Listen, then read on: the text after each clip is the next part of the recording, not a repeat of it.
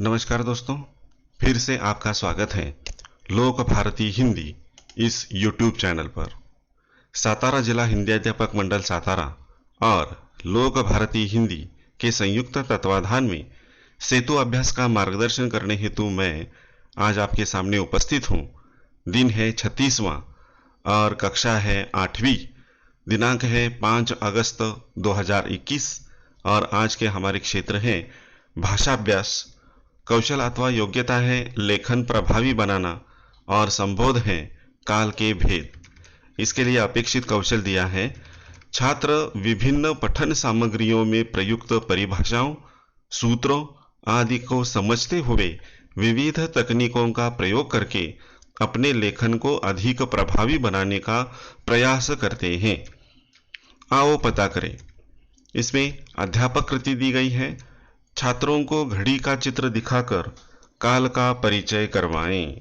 यानी छात्र विद्यार्थियों को ये जो घड़ी है इस घड़ी का चित्र दिखाना है और इस घड़ी के आधार पर कुछ बातें उनको समझानी है जो काल से संबंधित हैं।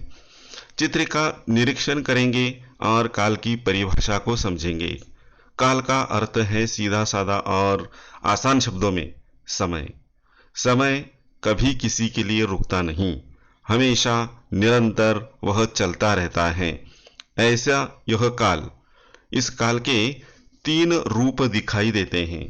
एक जो बीता हुआ समय है वह, दूसरा है जो अभी शुरू है, जो अभी चालू है वह समय, और तीसरा समय है आने वाला पल। तो इस प्रकार 3 प्रकार के काल समझे जाते हैं, होते हैं। यहाँ पर उदाहरण दिए हैं, देखिए। जैसे रोहन पढ़ाई करता है, यानी अभी जो क्रिया है यह क्रिया क्या दर्शाती है कि रोहन अभी पढ़ाई करता है। दूसरा वाक्य देखिए, रोहन ने पढ़ाई की। इस वाक्य को पढ़ने के बाद पता चलता है कि रोहन ने पढ़ाई की थी, यानी यह जो काल है वह बीते हुए समय को प्रदर्शित करता है। और तीसरा वाक्य है रोहन पढ़ाई करेगा। इसमें आने वाले समय के बारे में कथन किया गया है। तो पहला काल देखिए वर्तमान काल को प्रदर्शित करता है, दूसरा काल जो है वह बीते हुए समय को यानी भूतकाल को प्रदर्शित करता है, और तीसरा वाक्य आने वाले समय के बारे में बताता है। तो इस तरह से 3 प्रकार के वाक्य या काल अपनी हिंदी भाषा में होते हैं। अगली कृति है आओ सक्षम बने। अध्यापक कृति, छात्रों को काल की परिभाषा बताएं। तो काल की परिभाषाएं देखिए यहाँ पर दी गई है। काल का मतलब है समय। क्रिया के जिस रूप से कार्य के समय का बोध होता है उसे काल कहते हैं। तो ये जो काल है, ये काल किसे कहते हैं? देखिए, क्रिया के जिस रूप से कार्य के समय का बोध होता है उसे काल कहते हैं। यह अमन का बगीचा है। यह बगीचा बहुत बड़ा है। इसमें 2 आम के पेड़ हैं। पेड़ पर कोयल मीठी बोली में गाती है। यहाँ पके हुए आम पीले हैं। ऐसे वाक्य उदाहरण के तौर पर यहाँ पर दिए हैं, लेकिन इन वाक्यों में अगर थोड़ा सा परिवर्तन होता तो बड़ा अच्छा रहता। लेकिन फिर भी अब यहाँ पर वाक्य दिए हैं तो इसे देखने ही होंगे। अगली कृति देखिए, आओ अभ्यास करें। काल के भेद, 3 काल के भेद हैं, वर्तमान काल, भूतकाल और भविष्यत काल। ऐसे 3 काल के भेद यहाँ पर दिए हैं। सबसे पहले वर्तमान काल देखते हैं। वर्तमान काल यानी जो क्रिया वर्तमान समय में होती है उसे वर्तमान काल कहते हैं। जैसे श्याम गाना गाता है।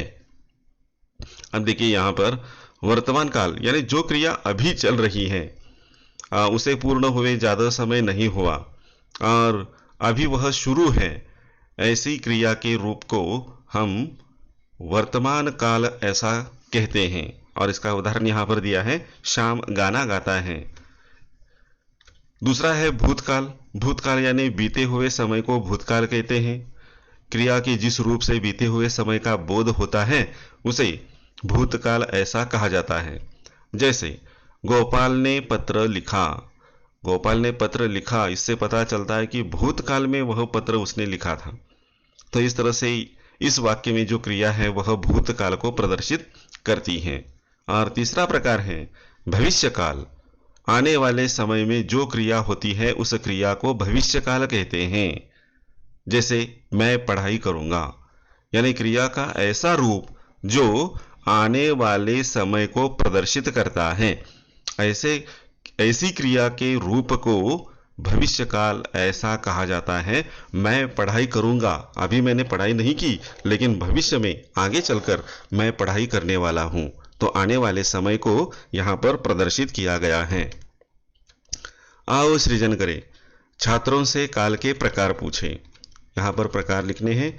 पहला वाक्य है मैं भी आपके साथ चलूंगा, यह भविष्यत काल का वाक्य है। राम ने रावण को मारा, यह भूतकाल का वाक्य है। और मोहन मुरली बजाता है, यह वर्तमान काल का वाक्य है। और इसके लिए इन कृतियों को करने के लिए पूरक साहित्य स्रोत यहाँ पर दिया है। इस घटक की अधिक जानकारी के लिए नीचे दी गई दीक्षा ऐप्स लिंक्स पर आपको क्लिक करना है और इसकी जानकारी प्राप्त करनी है। तो दोस्तों, आज के लिए बस इतना ही। हम यहीं पर रुकते हैं। धन्यवाद।